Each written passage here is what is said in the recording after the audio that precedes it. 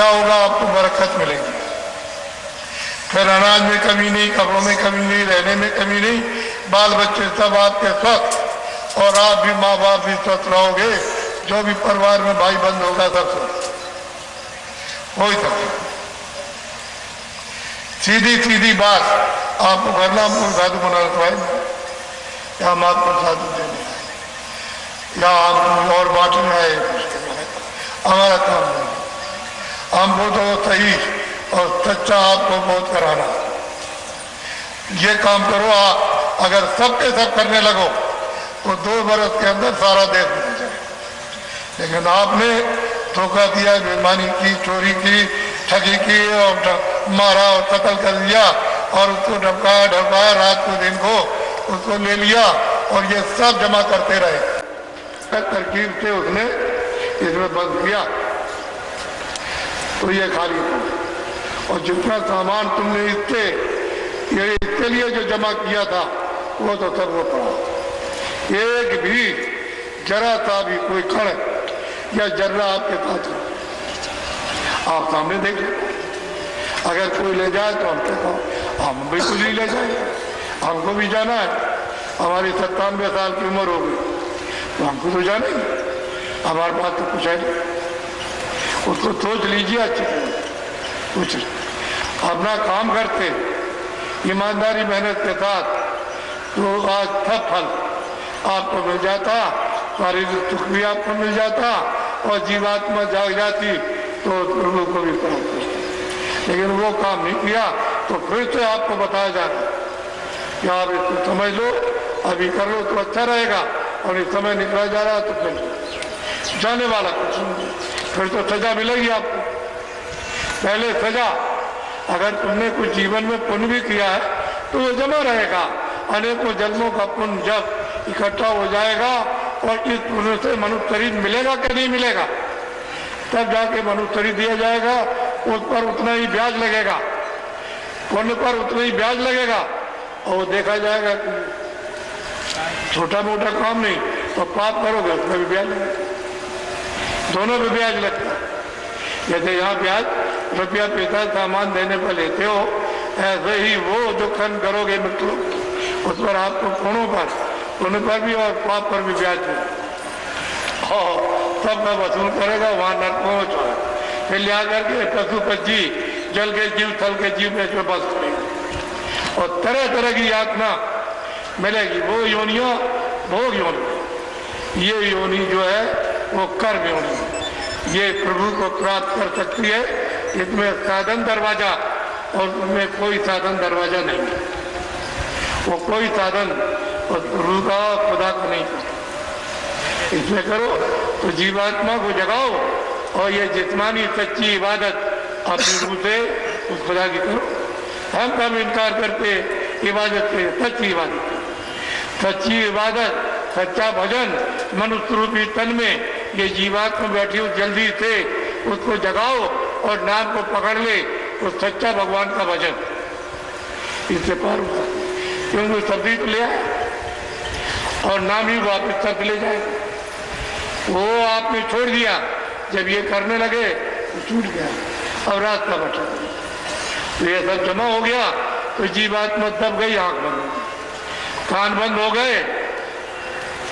अब आपने दवा तो किसी से मांगी, बाहर की आंख और कान हो जाए तो दवा मांगते हो, तो बाहर की तो ठीक हो सकती हो या ना हो, लेकिन अंदर की आंख के लिए और कान के लिए, नाक के लिए कोई दवा मांगी? किसी महात्मा भगीर से अगर दवा मांगते तो काम हो गया। आज जीवात्मा जाग करके अपने उस प्रभु को प्राप्त कर गया, लेकिन वो नहीं सब लोग इस मोह ममता माया में, काम में, क्रोध में, इसमें क्षोभ में, इसमें फंसे हैं। अब इसे देखते हैं उधर तब तो आप इन सब विकारों में, जब कुछ नहीं मिला तो उतर गए, अगर मिल जाता तो क्यों विकार में, तब तो आप बिल्कुल निर्मल और पवित्र हो जाते। और ये नहीं जानते निर्मल जन तो मोह पावे और मोह छल छिद्र कपट नहीं पावे, सीधा सीधा रास्ता, वो तो मैं आपको जानता हूं, लेकिन ये बताना जरूरी है। ये सबसे प्रथम बताना कि आप किस तरह से फंस गए।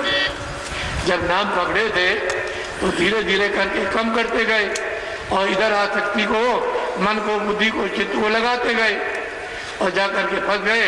उधर से जो पाप पुण्य जमा हुआ पर्दा वो जीवात्मा को दबाकर आंख और कान बंद कर दिए और सामने का दरवाजा था स्वर्ग का। और स्वर्ग तो सबको मरने के बाद मिलेगा, जिंदा में तो कोई कहता नहीं। और जो सुनाते हो कथा वार्ता वो जो पढ़ा हुआ सुना देता, आपको कुछ देता तो है नहीं और तुम सुनते रहते हो, तुमने कुछ पाया नहीं। तो यही फिर कहा जाता है कि मरने के बाद मिलेगा और सबने कहावत कर ली। तो मैं तो ये पूछता हूँ कि जब स्वर्ग तक चले गए तो किसी की चिट्ठी तो आई होगी कि मैं स्वर्ग पहुँच गया हूँ और तुम भी चले जाना। तो किसी की चिट्ठी आई नहीं और तुमने स्वर्ग देखा नहीं, लेकिन कह दिया मरने के बाद। अरे जिंदा क्यों नहीं देखते? जब दरवाजे पर बैठे हो, आँख तुम्हारे पास तीसरी है, कान तीसरा है और नाक तीसरी है। दो आँख शरीर में, दो कान शरीर में, दो नाक। ये शरीर के ये खराब हो जाते हैं तो हो गए खराब, लेकिन जीवात्मा की आँख कर्मों से खराब हुई। जो तुमने कर्म किए वो जरा सा तुम नाम को, शब्द को, आवाज को, कलमा को, आयतों को पकड़ो तो उधर से धारा आने लगे, सब साफ, न पाप रहेगा न पुण्य। ऐसी धारा अगम की सदगुरु दई बताए, अगर वो सदगुरु उस धारा को बता दे और जीवात्मा को जोड़ देता, कोई पाप रहने को पुण्य नहीं, न पाप रहेगा न पुण्य रहेगा। तो मनुष्य शरीर में पाओगे नहीं, ऊपर जाओ। जब पुण्य पाप यहाँ रहने का नहीं है तो सब ऊपर जाओ, तो वही काम करो कि हम ऊपर चले। उसके लिए हम आपको नामदान देंगे, अभी देंगे उत्साहकारी। अब आपको मालूम हुआ कि कोई साधु नहीं बनाना, कोई काम नहीं छुड़ाना, कपड़े नहीं छुड़ाना, मकान नहीं छुड़ाना, खाना पीना नहीं छुड़ाना, सब काम करो ईमानदारी मेहनत से, जिससे उसकी दुआ और आशीर्वाद मिल जाए, बरकत शुरू हो, जिससे आपकी सब कमियां पूरी हो जाए सब, और सही रास्ते पर और रास्ता बड़ा सुलभ है। घर में रहकर, अभी कल मैंने बताया कि तुलसीदास जी ने घर में रह करके किया, घर ही में, और घर ही में रहे और भीड़ लगने लगी और गांव-गांव के ताले सब मैं बाल बच्चों के बंद होने लगे, सब दर्शन करने लगे। इसी कलयुग में अभी 700 बरस पहले सब के सब जाने लगे, ऐसा नहीं। तो वहीं पर जिस आदमी को उन्होंने ऊपर पहुंचा दिया, उससे पूछा कि भाई तुम कहाँ रहते हो? मैं कहा दी